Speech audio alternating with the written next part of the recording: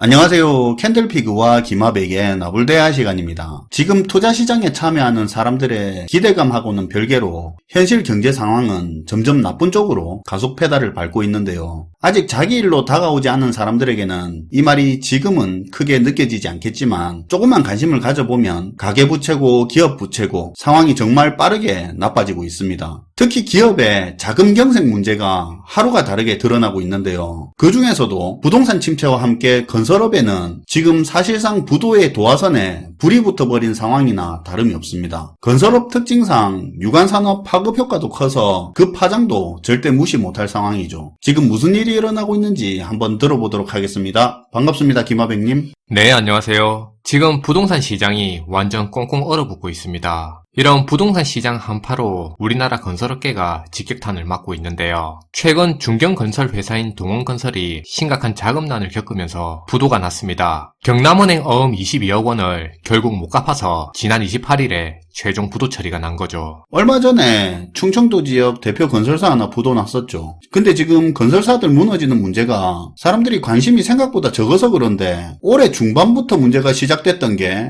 목에 찰만큼 차서 이제 취약한 건설사부터 터져나오는 그런 상황 아닙니까? 네, 뒤에서도 얘기하겠지만 중견, 중소형 건설사만의 문제가 아니죠. 사실은 이미 지난 6월부터 부동산 PF 자금이 아예 완전히 막히기 시작했고 금융기관들이 가파른 금리 인상으로 생길 그런 부실 자산 증가에 부담을 느껴 대출 제한 조치에까지 나서면서 이미 상황은 시작됐었다고 볼 수 있는데요. 동원건설 역시 이런 상황에서 결국 돈을 구할 모든 부분이 다 막히게 되면서 갑자기 현금 흐름이 부족해지는 그런 유동성 위기를 맞게 된 겁니다. 게다가 동원건설이 지난 9월에 완공한 건물이 있는데 여기서도 대출이 안 나오면서 결국 연 30%가 넘는 고리사채까지 쓰게 됐고 어쨌든 이렇게 했는데도 결국에는 버티지 못하고 현금 부족으로 결국 이런 상황을 피하지 못하게 된 거죠. 문제는 이번 동원건설 부도 때문에 연관돼 있는 지역 협력사들까지 충격을 피하기 어렵게 됐다는 건데요. 앞으로 남은 공사 금액만 600억 정도 된다고 하는데 지금 공사 현장에선 장비가 다 멈춰서 있는 상황이라고 합니다. 이번 동원건설 부도로 지금 공사가 중단된 사업장만 창원과 부산을 포함해서 모두 10곳에 이른다고 해요. 기업이 하나 무너지는 게 그 기업 하나만의 문제가 아닌 게 이게 무서운 거잖아요. 결제해줄 대금 문제 생기고 돈 받을 회사에도 문제 생기면서 줄도산으로 이어지고. 그쵸. 그런 부분이 되게 심각한 거죠. 근데 동원건설이 원래는 상황이 어땠습니까? 그럼 이번에 부도가 난 동원건설이 처음부터 문제가 있던 회사였냐? 물론 동원건설이 내노라는 대형급 건설사까지는 아니었지만 그래도 작년까지만 해도 문제없이 나름 잘 돌아가던 회사였습니다. 근데 그런 회사가 단 몇 달 사이에 갑자기 자빠지게 됐다는 게 지금 상황에선 더 큰 문제로 다가오는 거죠. 재무제표 감사보고서에 따르면 동원건설의 작년 매출액은 540억 원 정도 되고요. 단기 순이익은 21억 원으로 작년까지만 해도 계속 이익을 내던 회사였어요. 그런데 올해 6월부터 앞에서 얘기한 이유로 현금 흐름이 나빠지게 되면서 갑자기 쓰러지게 된 거죠. 근데 이렇게 갑자기 한 방에 가는 케이스가 나오면 흑자나고 있다고 안심할 것도 아니네요.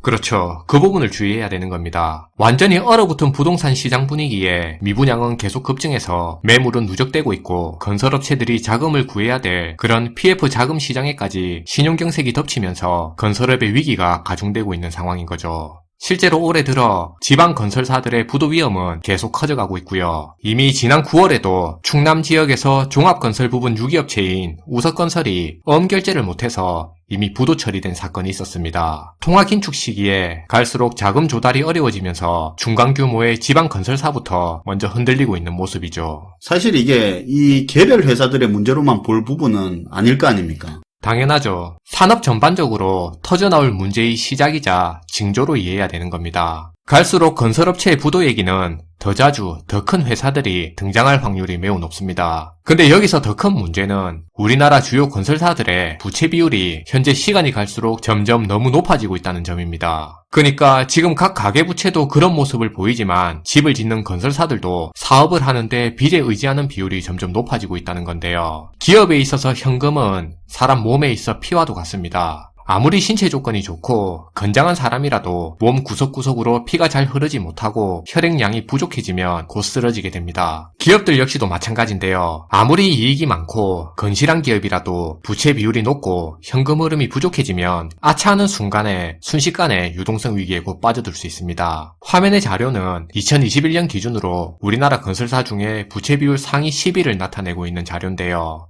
하나같이 너무 유명한 다들 들어본 회사들입니다. 먼저 참고 삼아 말씀드리면 흔히 건설업 같은 경우는 부채 비율 200%를 넘으면 위험 수위로 봅니다. 근데 보시면 알겠지만 부채 비율이 400%를 넘어서 현재 500%가 넘는 회사도 보이는데요. 다들 기억하시는 것처럼 지난 2011년도에 저축은행들이 무더기로 무너지는 그런 저축은행 사태가 있었는데요. 이때 당시에도 부동산 투자에 빌려준 대출인 PF 자금이 문제가 돼서 터졌는데 당시 PF 대출 연체율이 40%대였습니다. 그리고 당시의 부동산 경기도 지금처럼 침체였는데 이때 건설사들의 평균 부채 비율이 440%가 넘는 상황이었죠. 이 부채 비율이 의미하는 바가 있는 수치네요.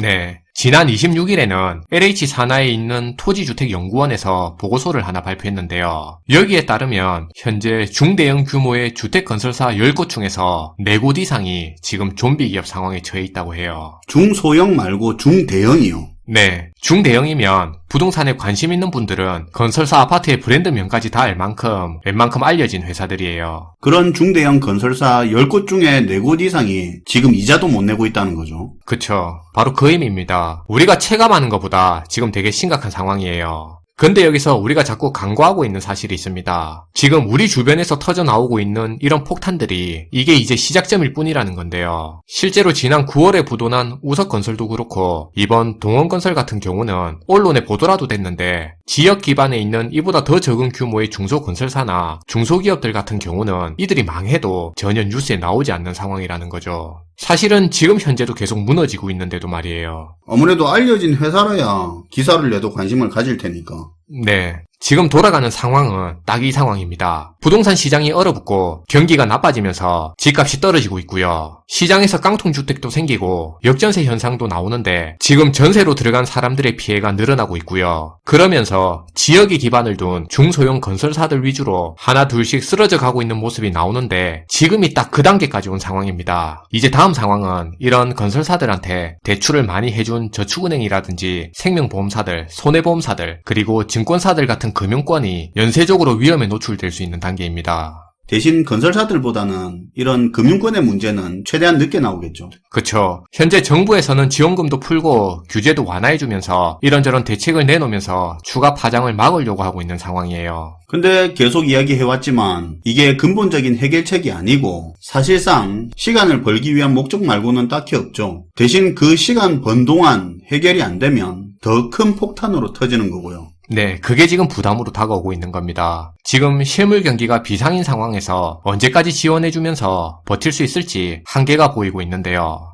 지금 우리가 잘 보고 있어야 하는 건 투자 시장에서 퍼뜨리고 있는 편협한 시각의 그런 기대감이 아니라 거스를 수 없는 실물 경제의 방향성이라는 생각입니다. 네, 오늘도 잘 들었습니다. 김하백님. 네, 감사합니다. 오늘은 실물 경기 상황에 가장 민감하게 반응하는 산업 중에 하나인 건설업이 어떤 상황인지 이야기를 해봤는데요. 건설업 문제는 이 금융권하고 세트로 물려있는 부분이라는 건 상기할 필요가 있을 것 같고요. 그렇다고 다른 기업들 자금 경색 문제가 건설업과 비교해서 딱히 나은 상황도 아니라는 걸 기억을 해야겠죠. 시청해주셔서 감사하고요. 지금까지 나불대화 시간이었습니다.